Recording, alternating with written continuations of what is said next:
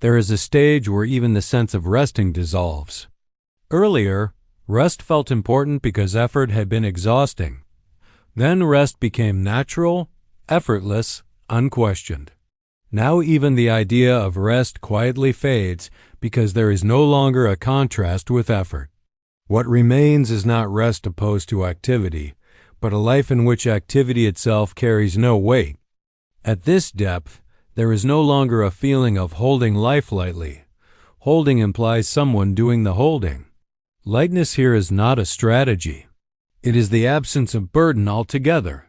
Life is not being managed, not being interpreted, not being evaluated in the background. It is simply unfolding, moment by moment, without reference. Notice how different this is from earlier stages. Earlier, attention was important. You watched thoughts. You returned to presence. You reminded yourself of truth. All of that belonged to a time when something could still be lost. Here, nothing is at risk. There is no vigilance, no inner monitoring, no subtle effort to stay aligned. Thought still appears, but it no longer claims authority. It is heard the way a sound is heard, arising, passing, leaving no trace. Thought does not gather momentum. It does not form identity.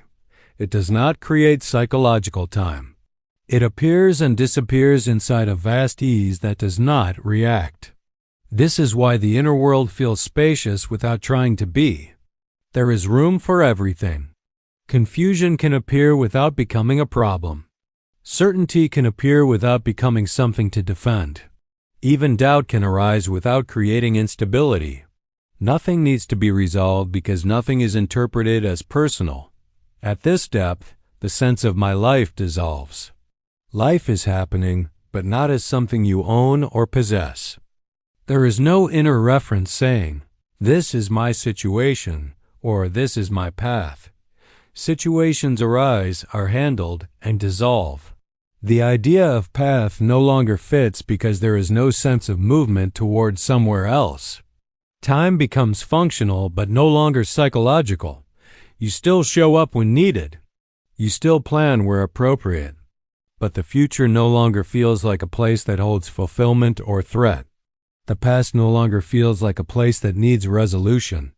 Both are seen as thoughts appearing now, without gravity. This is where freedom becomes very ordinary. Not dramatic, not ecstatic. Ordinary in the sense that nothing is constrained. Life is free to be what it is without constantly being filtered through identity. You are free not because you escaped something, but because there is nothing left to confine. Responsibility continues, but without burden. You take care of what needs care. You respond where response is required. You set boundaries when boundaries are needed. But none of this hardens into a self-image. Responsibility does not turn into seriousness.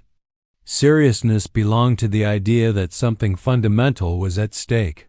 Mistakes are seen quickly and corrected without drama. There is no lingering self-judgment. Learning happens without shame. Growth happens without ambition. Improvement happens without the feeling of needing to become better. Everything adjusts naturally, like a body rebalancing itself. This is also where compassion deepens without effort. You are no longer trying to be understanding. You simply see more clearly.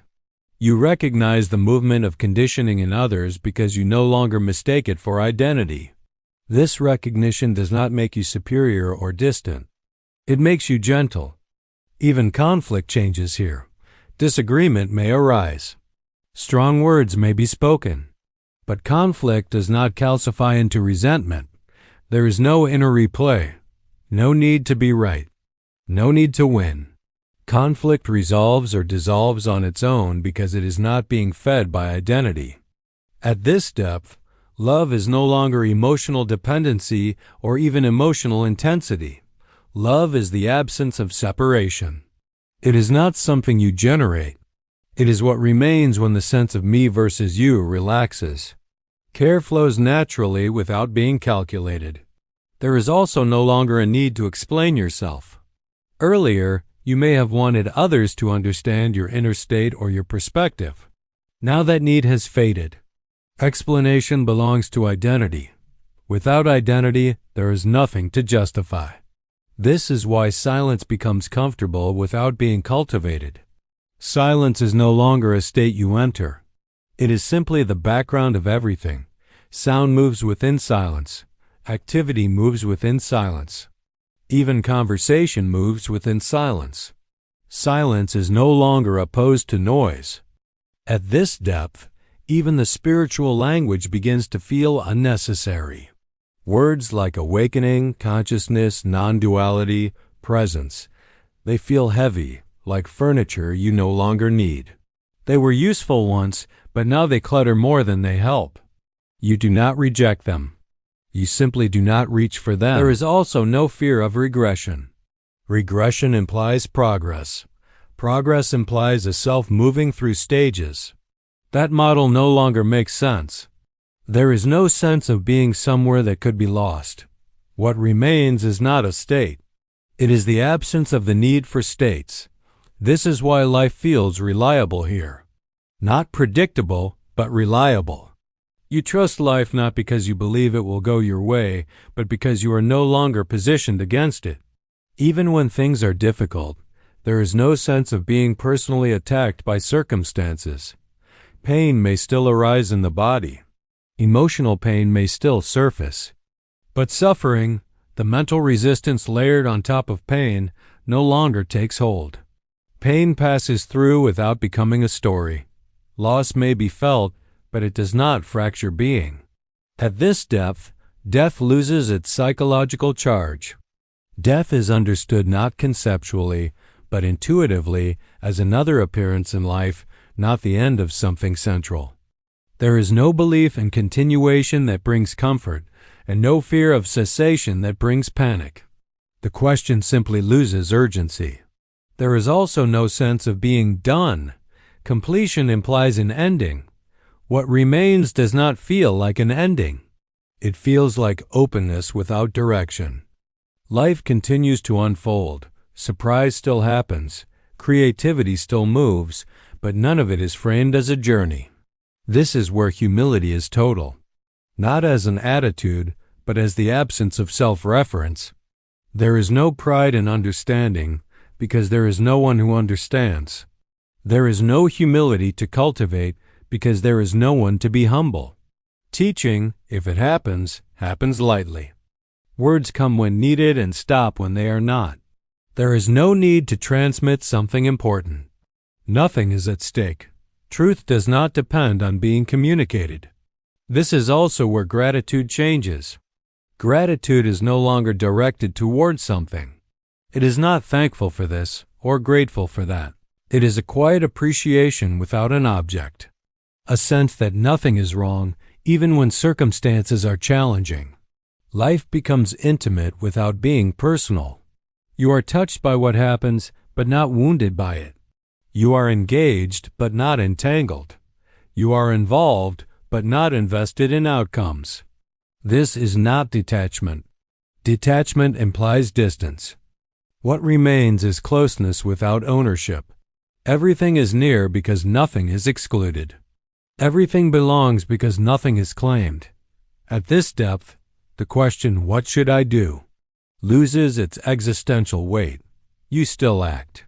Decisions still arise, but the question no longer carries anxiety.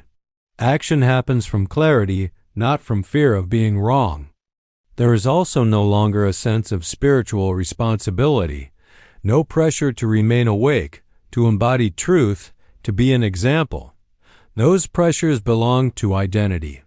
Without identity, responsibility becomes simple and situational.